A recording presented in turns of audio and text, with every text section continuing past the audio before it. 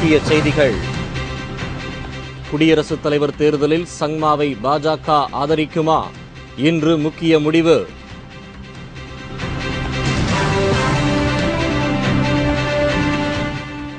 பிரணாப் முகர்ஜியை ஆதரிக்கப் போவதில்லை. Marxist communist கட்சியின் அறிவிப்பால் காங்கிரஸ் கட்சி கலக்கம்.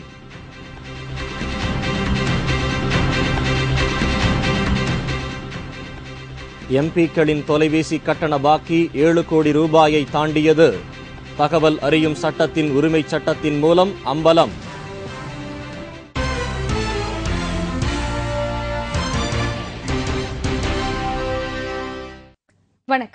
வணக்கம். விரிவான செய்திகள்.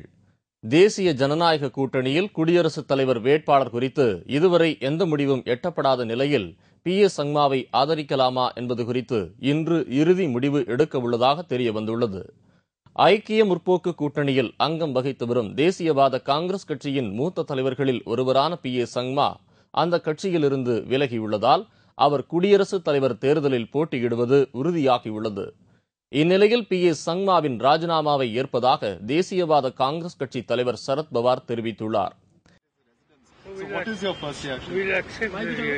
You will accept immediately. And because if he is resigning from primary membership, we will inform Speaker of the Meghalaya Assembly also. He is not member of the NCP and we will accept. இதனிடையே கட்சி கட்டுப்பாட்டை மீறி தன் தந்தைக்கு ஆதரவாக ஓட்டு சேகரித்தால் அகதாஸ் சங்மா மீது ஒழுங்கு நடவடிக்கை எடுக்கப்படும் என்றும், தற்போது மத்திய அமைச்சரவையிலும் அவர் அங்கம் வகிப்பதால் அமைச்சரவையின் ஒழுங்கு நடவடிக்கைக்கும் அவர் ஆளாக நேரிடும் என்றும் தேசியவாத காங்கிரஸ் கட்சி எச்சரித்துள்ளது. இதனால் தேசியவாத காங்கிரஸ் கட்சியிலிருந்தும் மத்திய அமைச்சர் பதவியிலிருந்தும் அகதாஸ் சங்மா விலகி தனது தந்தைக்கு ஆதரவு திரட்ட முன்வந்துள்ளதாகவும் தகவல்கள் வெளியாகியுள்ளன.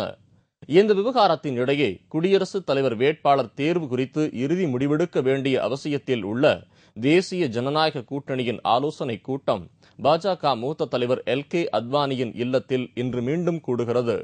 இந்த கூட்டத்தில் PA சங்மாவை ஆதரிக்கலாமா என்பது குறித்து இறுதி முடிவு எடுக்கப்படும் என்று பாஜக மூத்த தலைவரும் நாடாளுமன்ற மக்களவை எதிர்க்கட்சி தலைவருமான சுஷ்மா சுவராஜ் கூறியுள்ளார். கிறிஸ்துவரான PA சங்மாவை பாஜக ஆதரித்தால் மதச்சார்பற்ற கட்சி என்று கூறிக்கொள்ளும் வாய்ப்பு ஏற்படும் என்பதால் இதனை பாஜக தவறவிடாது என்றும் அரசியல் நோக்கர்கள் கருத்து தெரிவித்துள்ளனர். இதனிடையே குடியரசுத் தலைவர் தேர்தலில் போட்டியை சந்திக்க தயார் என்று காங்கிரஸ் கட்சி கூறியுள்ளது.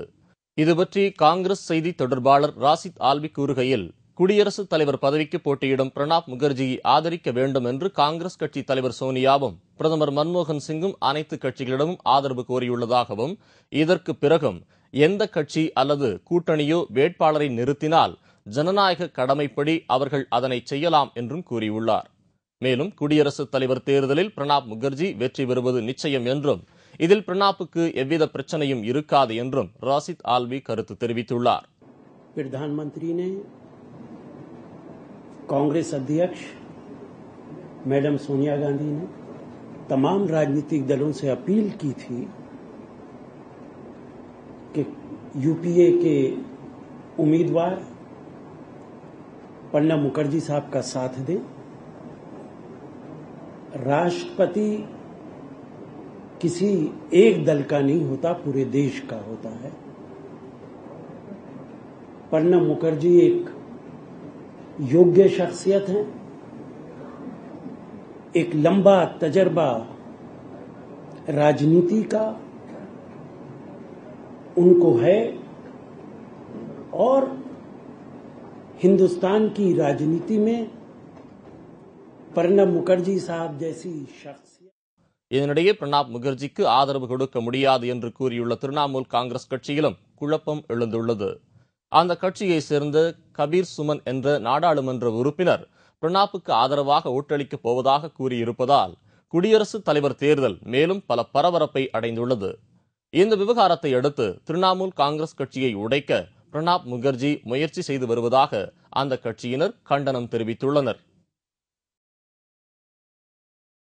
குடியரசுத் தலைவர் தேர்தலில் யாருக்கு ஆதரவு அளிப்பது என்பது குறித்த இடதுசாரிகள் கட்சிகளின் ஆலோசனைக் கூட்டம் இன்று கூடுகிறது. இந்நிலையில் குடியரசுத் தலைவர் தேர்தலில் பிரணாப் முகர்ஜிக்கு ஆதரவளிக்க மாட்டோம் என இடதுசாரி கட்சிகளில் ஒன்றான மார்க்சிஸ்ட் கம்யூனிஸ்ட் கட்சியின் பொதுச் செயலாளர் பிரகாஷ் காரத் கூறியுள்ளார். தாங்கள் காங்கிரஸ் தலைமையிலான ஐக்கிய முற்போக்கு கூட்டணியில் அங்கம் பெறவில்லை என்று கூறிய அவர், காங்கிரசின் கட்டுப்பாட்டிலும் இல்லாததால் அவர்கள் அறிவித்த வேட்பாளரை ஆதரிக்க வேண்டியதில்லை என்றும் தெரிவித்துள்ளார். இதனிடையே குடியரசுத் தலைவர் தேர்தலில் இடதுசாரி கட்சிகளின் நிலை குறித்து முடிவெடுப்பதற்காக அந்த கட்சிகளின் உயர்மட்ட தலைவர்கள் கூட்டம் டெல்லியில் இன்று நடைபெறுகிறது. பிரகாஷ் காரத், சீதாராம் யெச்சூரி, ராமச்சந்திரன் பிள்ளை, ஏபி பரதன் உள்ளிட்ட முக்கிய தலைவர்கள் இந்த கூட்டத்தில் கலந்து கொள்கின்றனர். கூட்டத்திற்கு முன்பாக மார்க்சிஸ்ட் கம்யூனிஸ்ட் கட்சி கூட்டமும் நடைபெறவுள்ளது. ஐக்கிய முற்போக்கு கூட்டணியின் குடியரசுத் தலைவர் வேட்பாளரான பிரணாப் முகர்ஜியை ஆதரிப்பதா வேண்டாமா என்பதுதான் இக்கூட்டத்தில் இடம்பெறும் முக்கிய விவாதமாக இருக்கும். ஐக்கிய முற்போக்கு கூட்டணியின் முக்கிய தலைவர்கள் ஏற்கனவே பிரகாஷ் காரத், பரதன் ஆகியோரிடம் பிரணாபிற்கு ஆதரவு கோரியுள்ளனர். குடியரசுத் தலைவர் தேர்தலில் மொத்தமுள்ள 10,98,000 வாக்குகளில் சுமார் 51,000 வாக்குகள் இடதுசாரி கட்சிகளின் கையில் உள்ளது குறிப்பிடத்தக்கது. நாடாளுமன்ற உறுப்பினர்களின் தொலைபேசி கட்டண பாக்கி 7 கோடி ரூபாயை தாண்டியுள்ளது. தகவல் அறியும் உரிமை சட்டத்தின் மூலம் இந்த அவலம் அம்பலமாகியுள்ளது. நாடாளுமன்ற உறுப்பினர்கள் எத்தனை பேர் தங்கள் தொலைபேசி கட்டணத்தை செலுத்தியுள்ளனர் என்பதை அறிந்து கொள்ள விரும்பிய சுபாஷ் அகர்வால் என்ற சமூக ஆர்வலர் தகவல் பெறும் ஆணையத்திடம் கடந்த சில மாதங்களுக்கு முன்பு மனு தாக்கல் செய்திருந்தார். அந்த மனுவுக்கு பதிலளித்த தகவல் உரிமை ஆணையம், பதவியில் இருக்கும் 6 உறுப்பினர்கள், ஓய்வு பெற்ற நாடாளுமன்ற உறுப்பினர்களில் உயிருடன் இருப்பவர்கள் மற்றும் மரணம் அடைந்தவர் என 399 பேர் தொலைபேசி கட்டண பாக்கி வைத்துள்ளதாகவும், இது தற்போது 7 கோடி ரூபாயை தாண்டியுள்ளதாகவும் தெரிவித்துள்ளது. சாதாரண மக்கள் தொலைபேசி கட்டணம் செலுத்தாவிட்டால் உடனே அவர்கள் எவ்வளவு கட்டண பாக்கி என்பதை தெளிவாக தேதி வாரியாக பில் அனுப்பி உரிய தேதியில் அபராதத்துடன் வசூலித்துவிடும் தொலைத்தொடர்புத்துறை, நாடாளுமன்ற உறுப்பினர்களின் கட்டண பாக்கி 7 கோடி ரூபாயை தாண்டிய பிறகும் வசூலிக்காமல் இருக்கிறது. ஆனால் அவ்வாறு எம்பிக்களிடம் தொலைபேசி கட்டணத்தை கராராக வசூலிக்க நமது சட்டமும் இடம் கொடுக்கவில்லை என்றும் கூறப்படுகிறது. தேர்தல் விதிமுறை வழக்கில் நீதிமன்றத்தில் ஆஜராகாத குற்றத்திற்காக நடிகர் சிரஞ்சீவிக்கு ஹோசூர் நீதிமன்றம் பிடிவாரண்ட் பிறப்பித்துள்ளது. கிருஷ்ணகிரி மாவட்டம் ஹோசூர் சட்டமன்ற இடைத்தேர்தல் விதிமீறல் வழக்கில் நீதிமன்றத்தில் தொடர்ந்து ஆஜராகாததால் இந்த உத்தரவு பிறப்பிக்கப்பட்டுள்ளது. தமிழ்நாட்டில் கடந்த 2011ஆம் ஆண்டு ஏப்ரல் 13ஆம் தேதி நடைபெற்ற சட்டமன்ற தேர்தலில் ஹோசூர் சட்டமன்ற தொகுதிக்கு உட்பட்ட பாகலூர், பேரிகை பகுதிகளில் பிரச்சாரம் செய்தபோது தேர்தல் விதிமுறைகளை மீறியதாக காங்கிரஸ் வேட்பாளர் கோபிநாத், நடிகர் சிரஞ்சீவி உள்ளிட்ட 6 பேர் மீது வழக்கு பதிவு செய்யப்பட்டது. இந்த வழக்கு ஹோசூர் JM1 நீதிமன்றத்தில் நடைபெற்று வந்தது. குற்றம் சுமத்தப்பட்ட 6 பேரில் கோபிநாத், நடிகர் சிரஞ்சீவி தவிர மற்ற 4 பேரும் ஆஜராகி வந்தனர். அதன்படி நேற்று நடைபெற்ற இந்த வழக்கு விசாரணையில் கோபிநாத்தும் சிரஞ்சீவியும் ஆஜராகாததால் அவர்கள் 2 பேருக்கும் ஜாமீனில் வெளிவர முடியாத கைது வாரண்ட் பிறப்பித்து ஹோசூர் நீதிமன்ற நீதிபதி கஜரா R. ஜூஜு உத்தரவிட்டார். நடிகர் சிரஞ்சீவியும் MLA கோபிநாத்தும் கிட்டத்தட்ட 10-11 மாசமா அந்த வழக்கு நடக்கிறாரு. அவங்க மேலே தலைமறைவாக இருக்காங்க அப்படின்னு சொல்லி மேற்படி நீதிமன்றம் அவங்களுக்கு நான் பெயிலபிள் வாரண்ட் இஷ்யூ பண்ணியிருக்கு. ஏற்கனவே அதை இஷ்யூ பண்ணி பெண்டிங்கில் இருக்குது. அதனால் இதனுடைய வழக்கை மேற்கொண்டு 2/8/2012 ஒத்தி வச்சிருக்கு. இதனால் சிரஞ்சீவி எந்த நேரத்திலும் கைது செய்யப்படலாம் என தெரியவந்துள்ளது. 10ஆம் வகுப்பு தேர்ச்சி பெற்ற மாணவ மாணவிகள் இன்று முதல் தாங்கள் படித்த பள்ளியிலேயே தங்கள் கல்வி தகுதியை இணையதளத்தில் பதிவு செய்து கொள்ளலாம் என்று அரசு அறிவித்துள்ளது. இது தொடர்பாக வேலை வாய்ப்பு மற்றும் பயிற்சி துறை வெளியிட்ட செய்திக்குறிப்பில் 10ஆம் வகுப்பு பொதுத் தேர்வில் தேர்ச்சி பெற்ற மாணவ மாணவியர் தாங்கள் படித்த பள்ளியிலேயே இணையதளத்தின் மூலம் தங்கள் கல்வி தகுதியை பதிவு செய்ய பள்ளி கல்வித்துறை மற்றும் வேலைவாய்ப்பு பயிற்சித்துறை ஆகியவை இணைந்து ஏற்பாடு செய்துள்ளது என்றும், அவ்வாறு பதிவு செய்ய விரும்பும் மாணவர்கள் தங்களது குடும்ப அட்டை மற்றும் சாதி சான்றிதழை உடன் எடுத்து வர வேண்டும் என்றும் தெரிவித்துள்ளது.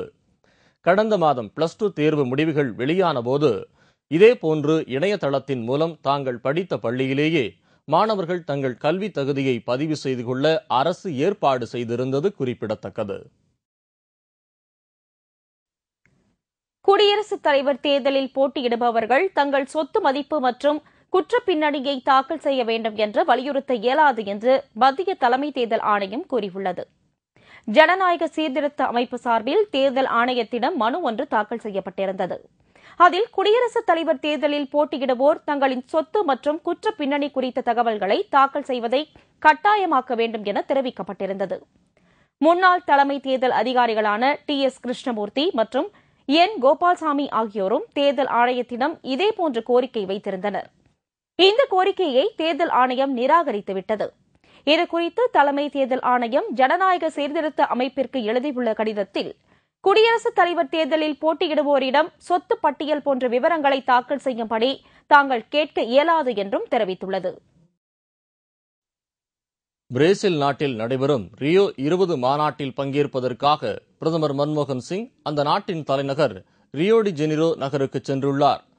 புவி சுற்றுச்சூழல் பாதுகாப்பு மற்றும் உறுதியான சர்வதேச மேம்பாடு குறித்த ரியோ 20 மாநாடு பிரேசில் தலைநகர் ரியோ டி ஜெனிரோ நகரில் தொடங்கியுள்ளது. இதில் பங்கேற்பதற்காக நேற்று மாலை அங்கு சென்ற பிரதமர் மன்மோகன் சிங்கிற்கு சிறப்பான வரவேற்பு கொடுக்கப்பட்டது. அவரைத் தொடர்ந்து சீன அதிபர் வென் ஜியாவோவும் அங்கு வந்து சேர்ந்தார். இந்த இரு நாடுகளின் தலைவர்களும் மாநாட்டில் உரையாற்றவிருப்பதை கேட்பதற்காக 150க்கும் மேற்பட்ட நாடுகளின் தலைவர்கள் ரியோ டி ஜெனிரோ நகருக்கு வருகை தந்துள்ளனர். மருத்துவ படிப்பு முடித்த மாணவர்களுக்கான தகுதித் தேர்வை கண்டித்து வரும் 25ஆம் தேதி தமிழகம் முழுவதும் தனியார் மருத்துவமனை மருத்துவர்கள் வேலை நிறுத்தம் செய்ய முடிவு செய்துள்ளனர். மருத்துவ படிப்பு முடிக்கும் மாணவர்கள் பதிவு செய்ய வேண்டும் என்றால் தகுதி தேர்வு எழுதி தேர்ச்சி பெற வேண்டும் என்ற சட்டத்தை மத்திய அரசு அறிவித்துள்ளது.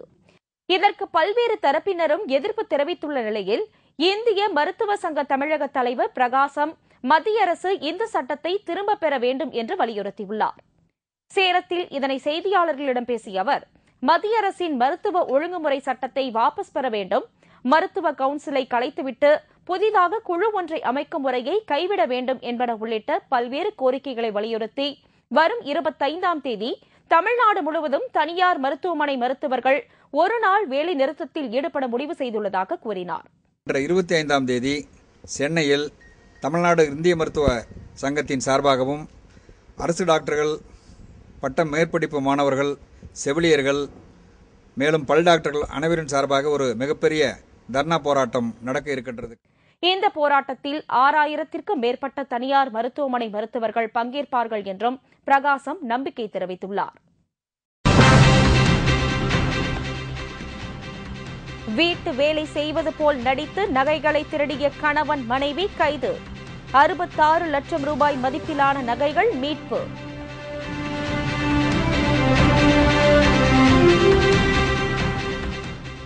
வெள்ளை நிறத்தில் பிடிபட்ட 4 அடி நீள நாகப்பாம்பு. கடலூர் மக்கள் வியப்பு. மற்றும் பல செய்திகள் விளம்பர இடைவேளைக்கு பிறகு.